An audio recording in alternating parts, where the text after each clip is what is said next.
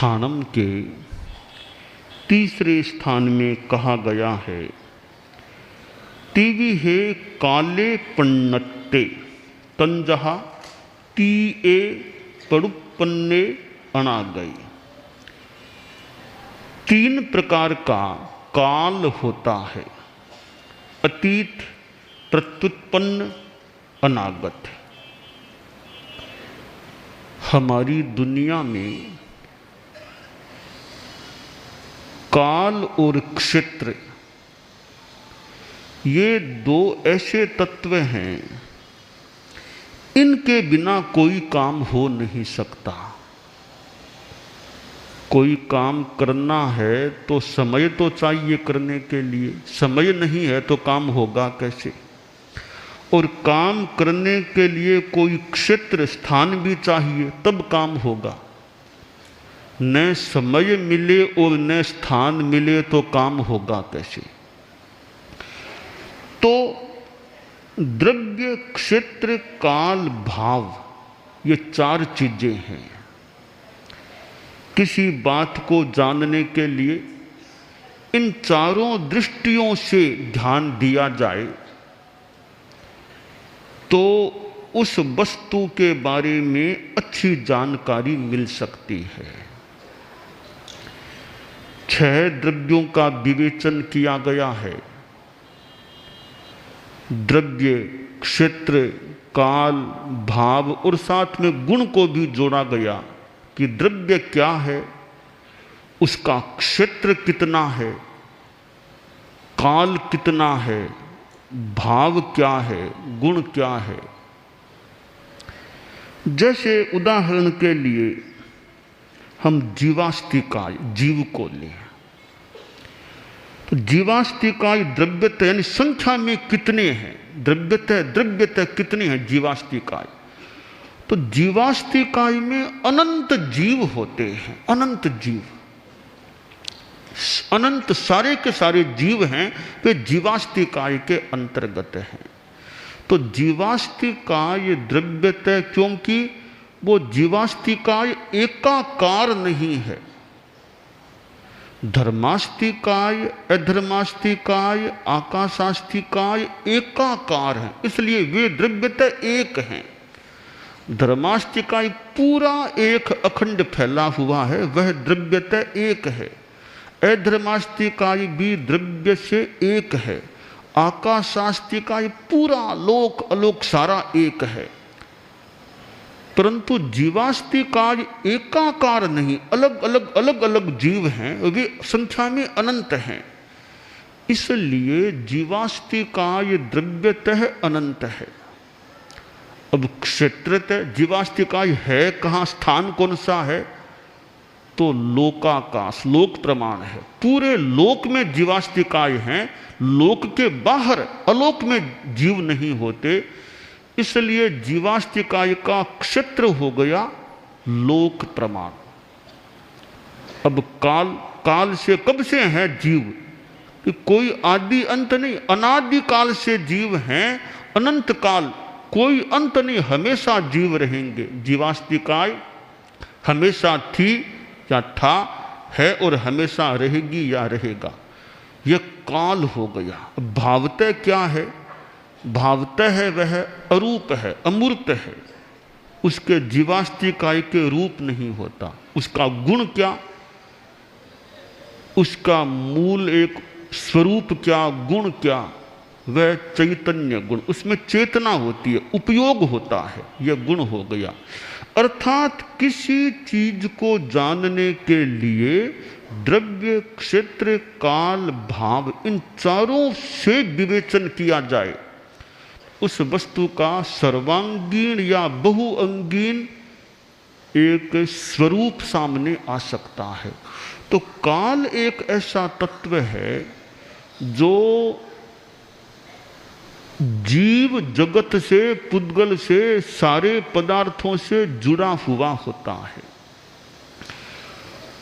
प्रश्न यह कहा हुआ कि काल कितने प्रकार का होता है। तो काल अपने आप में तो एकाकार है, पर वो 3 भागों में, काल कहीं टूटता नहीं कि यह काल काल के जैसे इस पुस्तक के तो मान लो कोई टुकड़े भी 2 टुकड़े कर दे, 2 भाग कर दे, ऐसे काल को तोड़ा नहीं जा सकता, परंतु हम एक कल्पना से उसको विभागों में बांट सकते हैं। तो संपूर्ण काल है, अनंत काल, उसको 3 भागों में बांटा गया है, अतीत, प्रत्युत्पन्न और अनागत।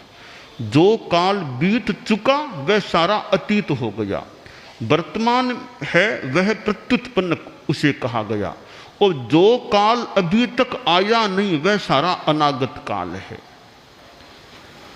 अतीत भी अनंत है, अनागत भी अनंत है, और प्रत्युत्पन्न एक केवल वर्तमान समय को हम विवक्षा का विषय बनाए, वह बिल्कुल छोटे से छोटा होता है। काल, हर काल अतीत भी होता है, हर काल वर्तमान भी होता है, और हर काल अनागत भी होता है। जो काल आज अनागत है, यानी जैसे उदाहरण के लिए आज 10 अगस्त है, तो 11 अगस्त वर्तमान में अनागत है, अभी आया नहीं 11 अगस्त, तो वह अभी अनागत है। और कल वह 11 अगस्त वर्तमान हो जाएगा, फिर 12 अगस्त का दिन आएगा तो 11 अगस्त अतीत में चला जाएगा। तो हर काल कभी अनागत होता है, कभी वह वर्तमान प्रत्युत्पन्न बन जाता है, और फिर कभी वह अतीत के गर्त में गिरता है, नीचे से नीचे, आगे से आगे वो अतीत होता रहता है। तो अतीत कभी वर्तमान नहीं बनता, वर्तमान कभी अनागत नहीं बनता, किंतु अनागत है वह कभी वर्तमान भी बनता है, और अनागत कभी फिर अतीत भी बनता है। जो अतीत है वह कभी वर्तमान भी था, प्रत्युत्पन्न भी था, वह कभी अनागत भी था, पर आज वह अतीत में चला गया, अब वह वापिस कभी वर्तमान बनने वाला नहीं, अनागत बनने वाला नहीं। तो ये काल के 3 विभाग हैं, अतीत, प्रत्युत्पन्न यानी वर्तमान, और अनागत यानी भविष्य। अब हमें इस विषय में अध्यात्म की दृष्टि से ध्यान देना है। पाठ आता है, अयीयम परिक्कमानि परुपन्नम संबरेमि अनागयम पच्चक्खानि। अतीत काल से हम प्रतिक्रमण करें। कैसे? अतीत में कोई दोष हो गया है, कोई गलतियां हो गई है, अब उनसे लौट जाएं। परिक्कमामि, परिक्कमामि प्रतिक्रामामि, यानी मैं लौटता हूं, जो किया अब उससे निवृत्त होता हूं, लौटता हूं। तो अतीत में किए गए पापों से हमें प्रतिक्रमण करना चाहिए, लौटना चाहिए, यानी उनको छोड़ देना चाहिए, अब आगे नहीं करना। तो आगे नहीं करना, तो अतीत में किया वहां से लौट गए, अब परुपन्नम संबरेम, अब मैं संबर करता हूं, यानी अब मुक्त हो गया उस पाप से, मैं समृद्ध हो गया हूं। और अनागत के लिए अनागयम पच्चक्खामि, आगे वैसा करूंगा नहीं, यह मैं प्रत्याख्यान करता हूं। अतीत में किया उससे लौटता हूं, वर्तमान में समृद्ध संबर युक्त हो गया हूं, और भविष्य में कभी करूंगा नहीं, यह साथ में संकल्प करता हूं। पुनरकरण याय, दोबारा मैं वैसा नहीं करूंगा। यानी मृणो जमहम पुब्बमकाशी पमाएणं, अब मैं वह नहीं करूंगा जो मैंने पहले प्रमाद से गलत काम कर लिया था, अतिचार गलती कर ली थी। तो अतीत से प्रतिक्रमण करना, वर्तमान में समृद्ध हो जाना, संबर कर लेना, यानी अब मैं मुक्त हो गया, अब समृद्ध हो गया, और भविष्य में नहीं करूंगा गलती, ऐसा संकल्प करना, प्रत्याख्यान करना। तो यह अतीत, वर्तमान और अनागत 3 कालों के साथ हमारा आध्यात्मिक संबंध यूं हो जाता है, प्रमाद से हम लौटे, वर्तमान में अप्रमत्त, और भविष्य में फिर वैसा करना नहीं, ऐसा संकल्प, प्रत्याख्यान। तो इस प्रकार हम अतीत, प्रत्युत्पन्न और अनागत को अध्यात्म के साथ संयोजित कर सकते हैं। समय है वह तो कभी रुकता नहीं है। चक्की चली यह काल की कोई रोक ना सकियो। यह काल की चक्की ऐसी चलती है, इसे कोई रोक नहीं सकता। जैसे ये पंखा अभी चल रहा है, कितना तेज गति से ताड़ियां घूम रही हैं। पंखे को तो फिर भी आदमी रोक सकता है, स्विच ऑफ कर दे, रोक दे, पर काल की चक्की घूमती है, चलती है, उसको रोकने की शक्ति दुनिया में किसी में नहीं है। तो काल बीत रहा है, समय का हम उपयोग अच्छा करें, इस पर आदमी को ध्यान देना चाहिए। जीवन भी तो बीत रहा है, जीवन के काल का हम क्या उपयोग कर रहे हैं। हमारा जीवन है, उसको भी 3 खंडों में बांटा जा सकता है। जैसे काल को 3 भागों में बांटा गया, अतीत, प्रत्युत्पन्न और अनागत, वैसे जीवन काल को भी 3 खंडों में बांटा गया है। प्रथम याम, मध्यम याम और पश्चिम याम। प्रथम अवस्था, मध्यम अवस्था और फिर पश्चिम, आगे की अंत की अवस्था, आगे की अवस्था। एकदम बच्चा 1 वर्ष का, वो तो क्या समझे, क्या जीवन और क्या करना, पूरा हर किसी में ज्ञान नहीं भी हो, कोई विशेष आत्मा की अलग बात है। 8 वर्ष तक का तो जीवन मान ले, बहुत ही बचपन का मान लें। हमारा यह विधान है कि 8 वर्ष पार हुए बिना मुनि दीक्षा नहीं देना। कोई भी साधु को 8 वर्ष पार हुए बिना साधु दीक्षा नहीं दी जा सकती। यह हमारा विधान है, नियम है। तो 8 वर्ष तक की तो बहुत छोटी अवस्था मान लें। 8 से लेकर 30 वर्ष तक की अवस्था, 30 वर्ष तक के जीवन का एक खंड होता है, वो प्रथम याम, जीवन का पहला खंड है वह। 30 से 60 वर्ष तक का जीवन काल का दूसरा खंड है। 60 वर्ष से फिर पूरा आगे का जीवन का तीसरा खंड है। क्योंकि वर्तमान में हम 100 वर्ष का आयुष्य मान लें, 100 भी सबको नहीं आते हैं, कोई 100 पार करने वाला भी आदमी मिलता है। हम 100 को एक केंद्र बिंदु मान लें तो 8 से 30 वर्ष तक का एक कालखंड है, 30 से 60 तक का दूसरा कालखंड है, 60 से आगे का सारा तीसरा कालखंड है। तो मनुष्य को ध्यान यह देना चाहिए कि पहला कालखंड मेरा किस रूप में बीते, दूसरा कालखंड कैसे बीते और तीसरा कालखंड कैसे बीते। तीसरे कालखंड में तो धार्मिकता का ज़्यादा व्यवहार होना चाहिए। मान लें पहला कालखंड है जीवन का, उसमें तो आदमी पढ़ाई लिखाई, कॉलेज में जाए, विश्वविद्यालय में पढ़े, पढ़ाई लिखाई करे, फिर शादी का समय आ जाता है।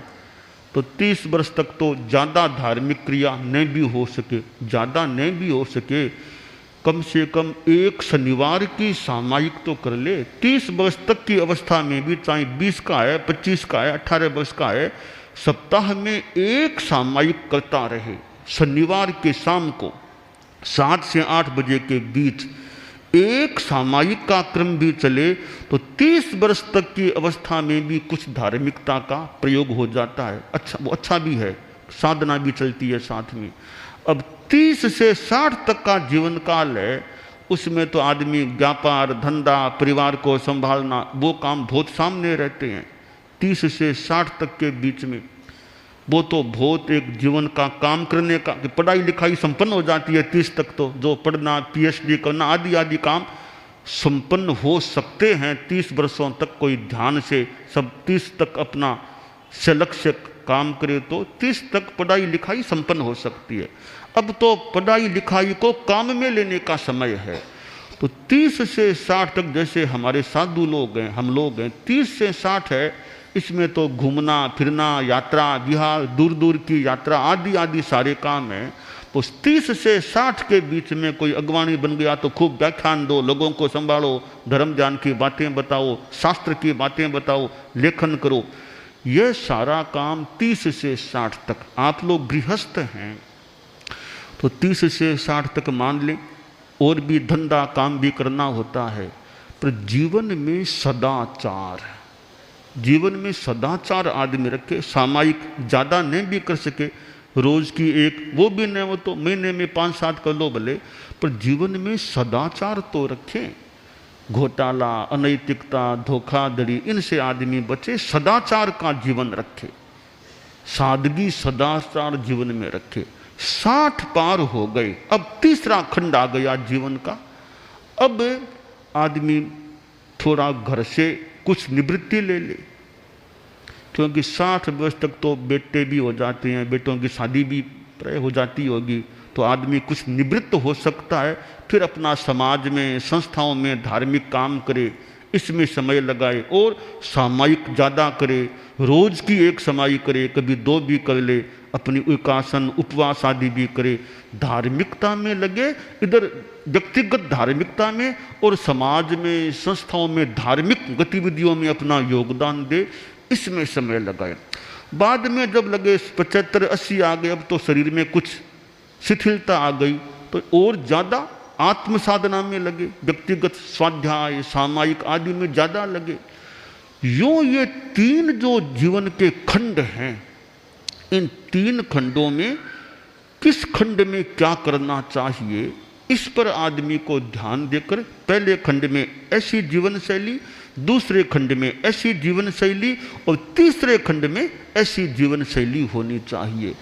इस प्रकार अपने जीवन को 3 खंडों में बांट करके, और तीसरे खंड को फिर और भी भागों में बांट करके 60 से 70 तक एक जीवन खंड, एक उपखंड मान लें। 70 से 80 का दूसरा, 80 से 90 का तीसरा, 90 से 100 का चौथा। उसमें और ज़्यादा धीरे धीरे साधना में, तपस्या में, स्वाध्याय में, इसमें एकांत साधना, इसमें ज़्यादा जितना संभव हो सके गृहस्थ को भी लगना चाहिए। तो जो शास्त्रकार ने बताया है कि काल के 3 विभाग हैं, अतीत, प्रत्युत्पन्न और अनागत। हम इन तीनों को अपने जीवन में बांट करके, 3 खंड जीवन के बना करके उस रूप में अपना ध्यान दें।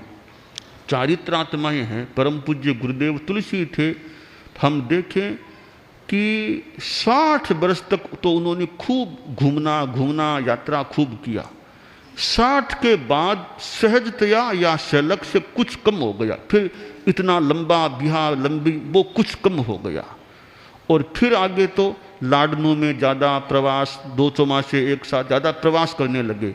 तो आदमी को तीसरे खंड में फिर शरीर के स्वास्थ्य को ध्यान में रखते हुए, अपनी आत्मा की बात को ध्यान में रखते हुए अपनी जीवन शैली पर ध्यान देना चाहिए। और तीसरे खंड में तो और ज़्यादा मेरी अगली गति कैसी हो सकेगी, उस पर ध्यान दे करके अपनी साधना को पुष्ट करने का प्रयास करना चाहिए।